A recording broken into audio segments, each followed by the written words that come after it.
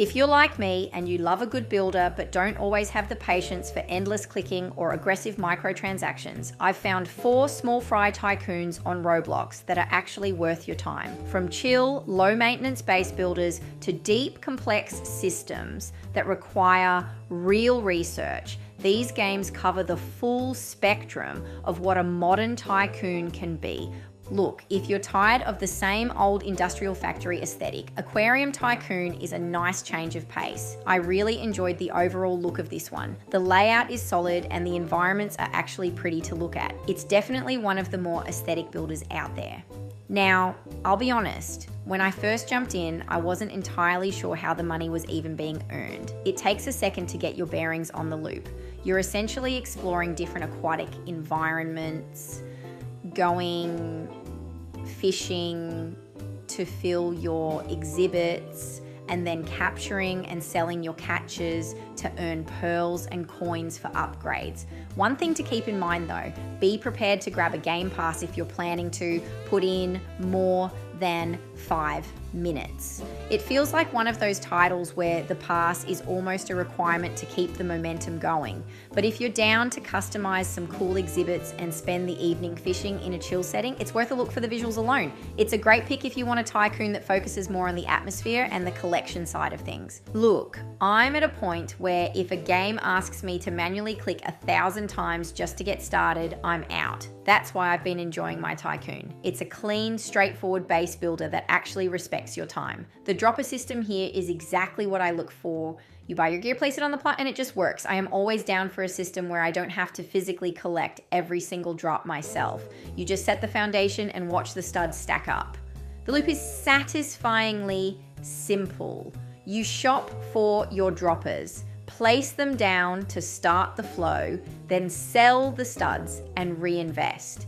It feels like those classic first-gen tycoons we used to play, but polished enough to stay engaging. It's a cool little base builder, perfect for a first tycoon style of play if you're looking for something low stress. But the real selling point, the factory literally earns while you're offline. You can go about your day, come back, and find your empire has grown. It is definitely worth a mention if you want some low maintenance fun. I really like that this isn't just another handout money system. In work, rescue, and build, you actually have to put in the effort, whether you're heading to the work hub or completing quests to progress through the levels. It makes the rewards feel earned, and I enjoyed that sense of accomplishment. Even though the plots have a nice, cozy feel to them, the ideas for the world itself are huge. It's a completely zero violence experience where everyone gets a car, a job, and a plot to call their own.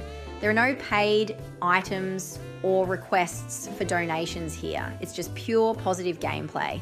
You can spend your time fixing the playground, cleaning the animal shelter, or even working in the community kitchen. Who doesn't love building things that actually help others? With leaderboards for things like kindness action points and animal adoptions, it's a refreshing change of pace. If you're looking for a game that's focused on community and contribution, rather than just stacking cash, this is one you'll want to jump into.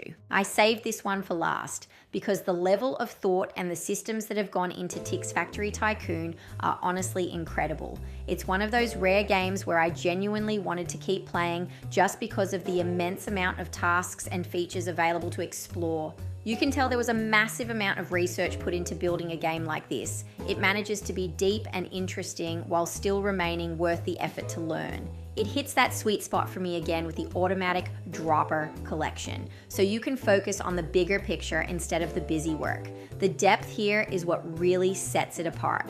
You're not just watching a bar go up, you're heading into the mine shafts to find gold for gold ticks, diving into crafting and research, and even using vehicles to explore. I really enjoyed my time with this one, and I'll definitely be back to see what else I can unlock. If you want a tycoon that actually challenges you and offers more than just the standard loop, you need to check this out. It's a polished, multi-layered experience that definitely earns its place on the list.